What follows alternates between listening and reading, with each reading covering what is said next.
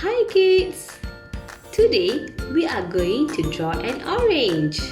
First, connect the stylus or the pen with your iPad and choose the suitable tip for you to draw the orange. Now, let's draw an orange step by step.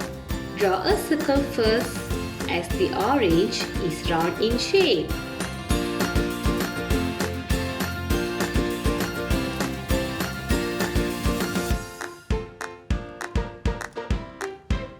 Then, draw the star on top of the circle.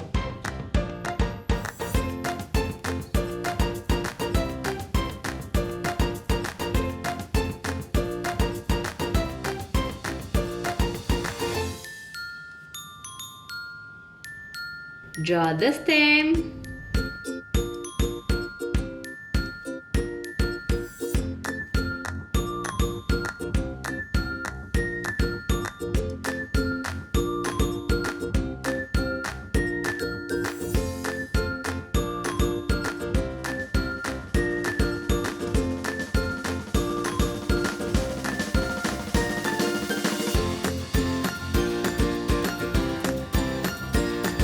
And lastly, draw the leaf.